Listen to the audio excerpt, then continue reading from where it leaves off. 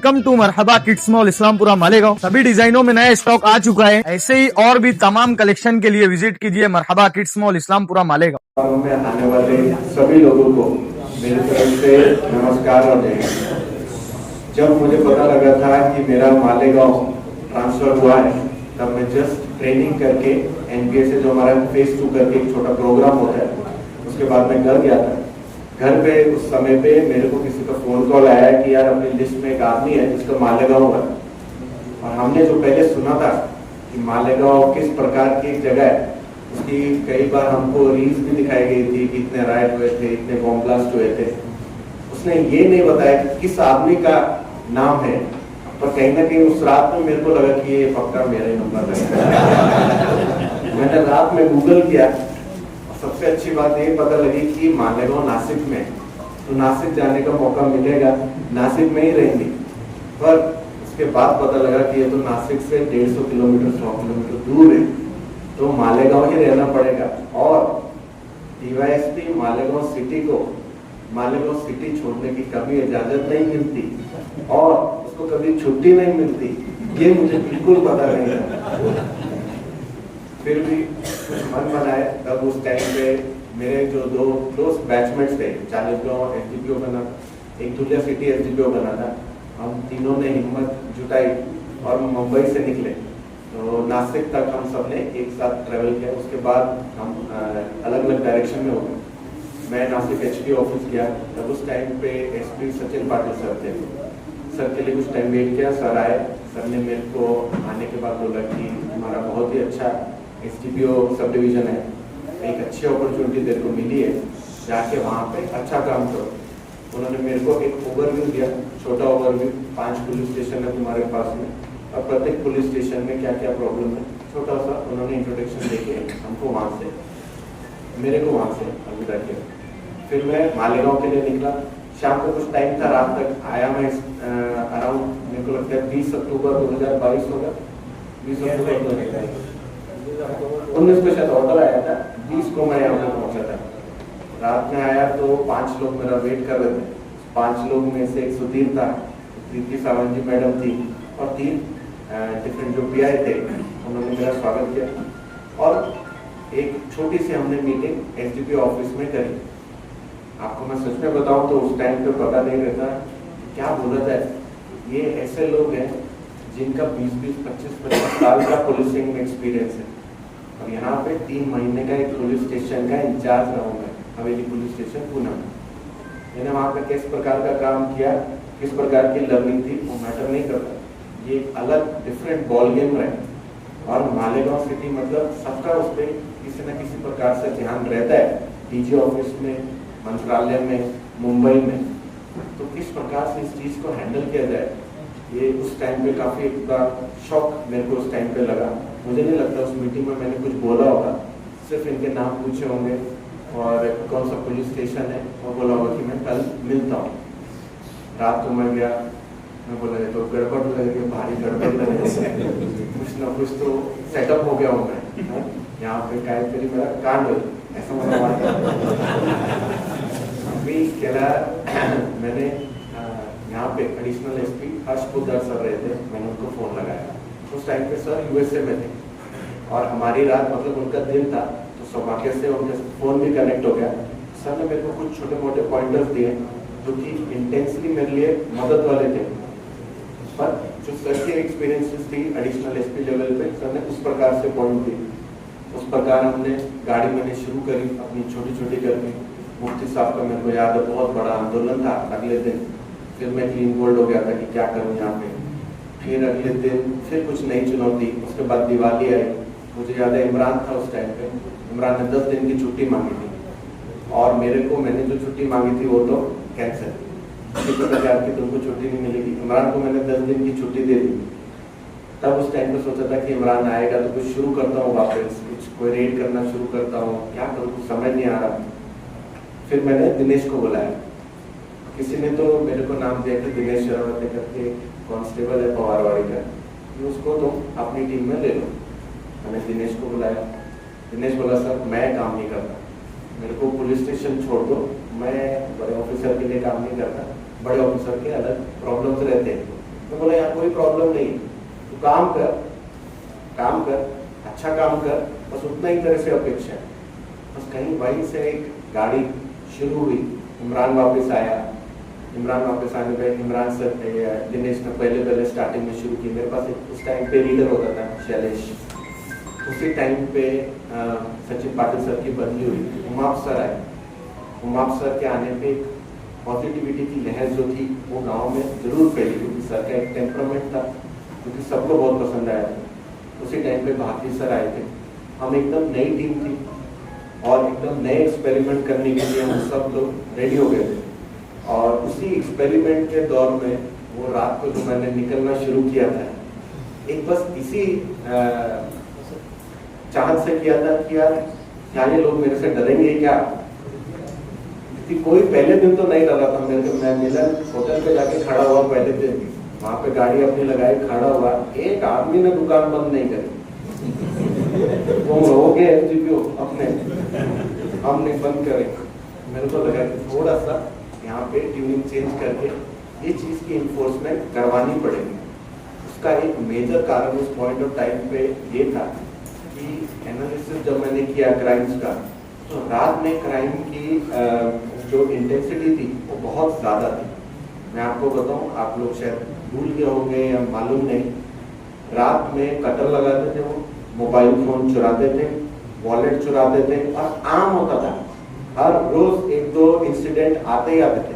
और पवारवाड़ी में तो it was big nuisance, cutter लगाना, मारना, कोई भी किसी भी प्रकार का नशा किया हुआ था वो मारता था और आगे कहानी शुरू हो जाती थी। फिर कोई किसी के पीछे जाता था, वो देखता था उसको कि वो तो रेस्टोरेंट पे बैठा है, 1 बजे 2 बजे और रेस्टोरेंट फोड़ देने का, पूरा रेस्टोरेंट खत्म कर देने का। सो देयरफॉर मेरे को इस चीज के रियलाइजेशन हुई कि ये इंटेंसिटी जो रात को है, इसको मेरे को किसी न किसी तरीके बंद करना पड़ेगा। उस टाइम पे पीआई जो लोग थे मेरे पास में थे, सभी अच्छी टीम मेरे को मिली थी, पर होता क्या है कि लैक ऑफ एक्सपीरियंस रहता है ऑफिसर का, और वो आते हैं तो सभी को शक की नजर से देखते हैं कि ये मेरी बात नहीं मान रहा, ये मेरी बात पे आगे जा रहा है, ये शायद कुछ अलग सोच रहा होगा।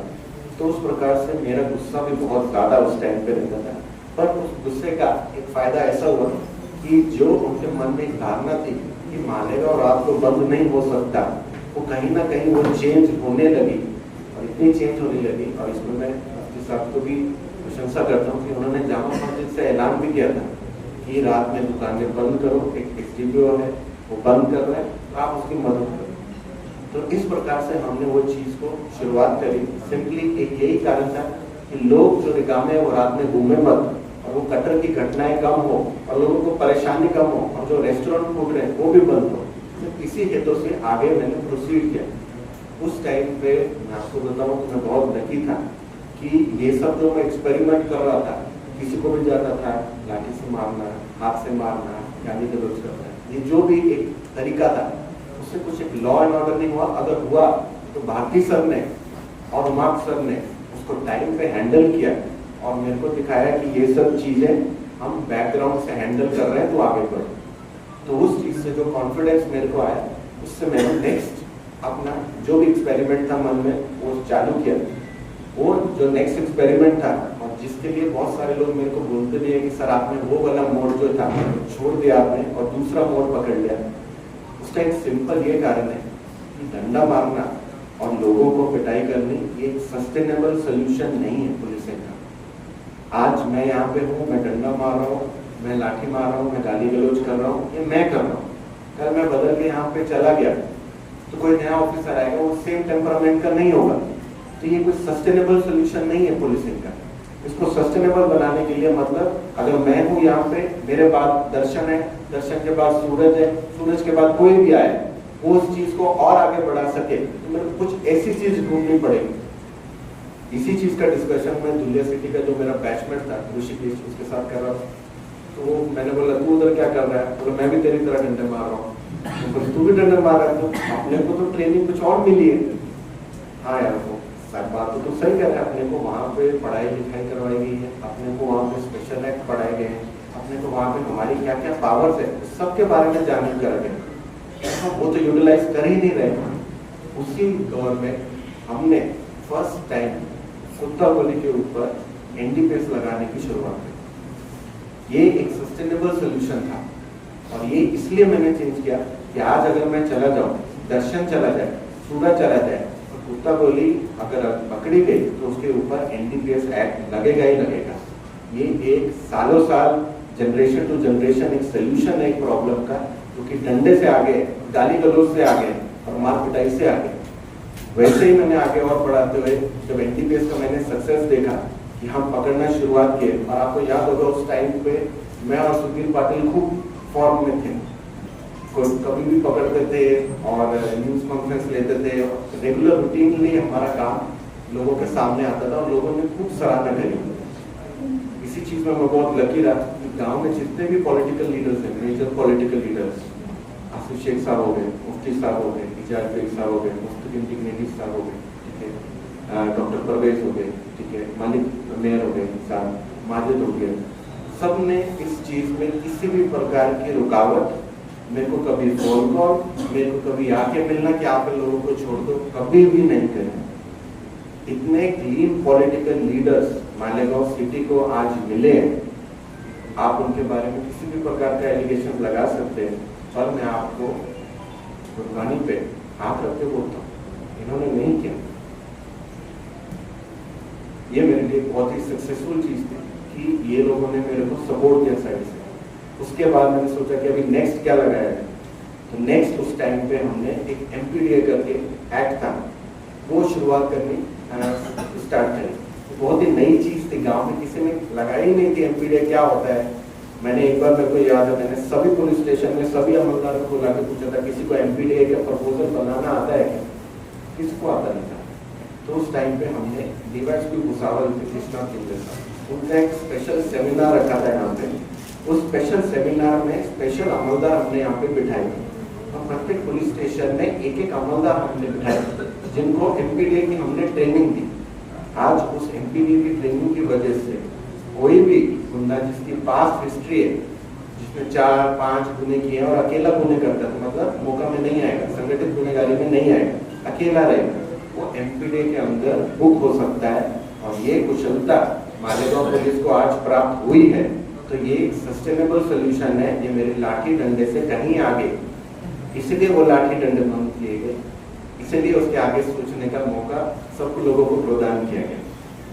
वैसे ही हमने उसके आगे और काम करते गए, कोरेक्स हो गया, एनडी हो गया, ऐसी जो विपदा है गाँव में परेशान कर रही है लोगों को और हमारे यूथ को खराब कर रही है, उसमें हमने क्या नया किया जा सकता है, किस तरीके से हमारे सेक्शंस, किस तरीके से हमारे एक्ट्स हम अच्छे से लगा सकते हैं, उसके ऊपर काम करते हुए मैं आप सभी लोगों को बताता हूँ कि 3.5 साल मेहनत के बाद में हमने पहली बार कुत्ता गोली में एनडीपीएस पवारवाड़ी के गुने में मौका लगाया। ये नंबर 1 एक अकेला ऐसा केस होगा जो महाराष्ट्र में आपको पवारवाड़ी पुलिस स्टेशन में लगाएगा। इसमें पीआई खताल साहब, एसडीपीओ सिद्धार्थ करवाल, इन सबकी मेहनत साथ में जुड़ी हुई थी। तो ऐसे नए नए सोल्यूशंस के लिए ही जो दूसरा एक रफ पुलिसिंग थी उसको छोड़ के एक नई पुलिसिंग की तरफ जाने के लिए कुछ प्रयत्न किए गए थे। दूसरा एक मेजर रीजन यह था कि भारतीय सर के जाने के बाद में बहुत बड़ा वैक्यूम क्रिएट हो गया था। मुझे याद है सूर्यवंशी साहब की एक लाइन थी कि संधू साहब तो इशू क्रिएट करते हैं और भारतीय साहब खत्म करते हैं। तो वो मेरे मन को काफी अटैच थी वो लाइन। पर जब मैं एडिशनल एसपी पोस्ट पे पहुंचा, मेरे को इस चीज की समझ आई कि आज वो वैक्यूम फिल करने के लिए मेरे को ही खड़ा रहना पड़ेगा। आज अगर मेरे को ही अपनी ईगो थोड़ी सी कभी कभार कम, थोड़ी सी कभी कभार ज्यादा, कभी किसी का हाथ पकड़ना, कभी दिल पे पत्थर रख के किसी के मंडल में जाना, जो कि मेरे को मालूम है कि थोड़े प्रॉब्लमेटिक लोग हैं और गाँव के हित में शायद नहीं है, फिर भी मैं गया और वो वैक्यूम को फिल करने की एक कोशिश थी। और कई तरह उस वजह से लोगों को लगा भी कि संधू सर सॉफ्ट हो गए, पर सॉफ्टनेस का कोई ऐसा और मेजर कारण नहीं है।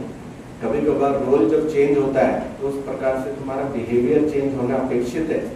अगर रोल चेंज होने से बिहेवियर चेंज ना हो तो फिर अगली सीडी जो कि है एसपी सर और आईजी सर, उनको गांव में आके बैठना पड़ेगा और ऐसी नौबत ना आए, इसीलिए ही ये रोल को मैंने अपने हिसाब से चेंज किया। बाकी मैं आपको बताना चाहता हूँ कि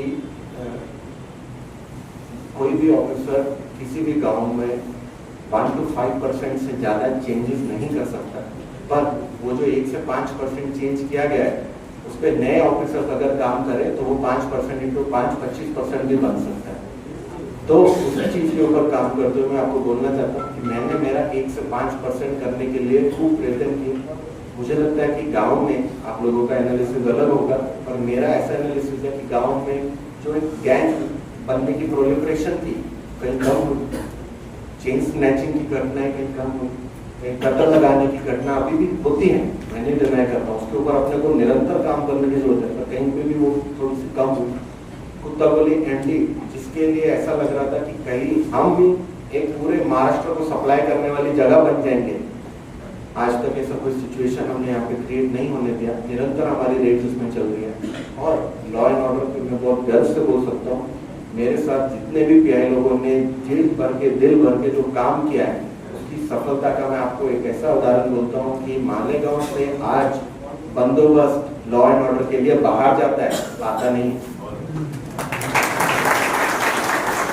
हम बाहर बंदोबस्त प्रोवाइड करते हैं, हमको ऊपर से सूचना आती है आप अपनी एसएफटी बाहर भेज दो, आप अपने कई आरसीपी बाहर भेज दो। तो इसके लिए सारी मालेगांव टीम ने आज इस हॉल में बैठे हुए सभी लोगों ने और यहाँ के राजनीतिक लीडर में जो भी नहीं आए, जो आए, मैं सभी लोगों को यहाँ से फेस से पहचानता हूँ, सभी लोगों ने अपना योगदान दिया है, पॉजिटिवली योगदान दिया है। और इस प्रकार से मैं बोलना चाहता हूँ कि मालेगांव जरूर बदल रहा है और इस बदले हुए मालेगांव का एक अच्छा रूप अपने को आने वाले सालों में दिखेगा। आज अतिक्रमण के ऊपर एक बहुत बड़ी ड्राइव मालेगांव में जो भी यहाँ पे लीडर्स हैं जिनके हाथ में सत्ता है उन्होंने ली है और ये इतना बड़ा स्टेप है जिसके लेने के लिए कितने गट्स लगते हैं, क्योंकि एंड में एक पॉलिटिकल लीडर का सर्वाइवल उनके वोट से, उस वोट से आगे सोचना और गांव के हित में सोचना कि ये अतिक्रमण अगर एक आदमी को फायदा दे रही है तो 1000 लोगों को नुकसान भी दे रही है, तो उसी एक तरह आगे सोचना। उसमें एलिगेशन होना स्वाभाविक है, कार्रवाई निरंतर है। ऐसी में आप लोगों से अपेक्षा करता हूँ कि हम हमारे गांव को अतिक्रमण फ्री रखें और बार बार ये रेड होती रहे, तो कई लोगों के मन में ऐसी एक धारणा बन जाए कि अगर हमने अतिक्रमण किया है आज नहीं तो कल नहीं तो परसों हमारे ऊपर एक्शन होगा ही होगा।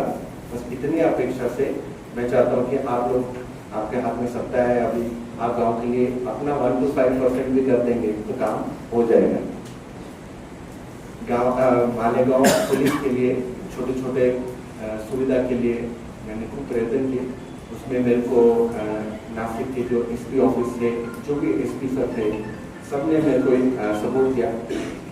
स्पेशली विक्रम देशमाने सर ने गांव में बंदोबस्त खूब होते हैं, किसी के लिए भी लेडीज टॉयलेट और जेंट्स टॉयलेट उपलब्ध नहीं था, उनके द्वारा इस चीज़ को समझा गया।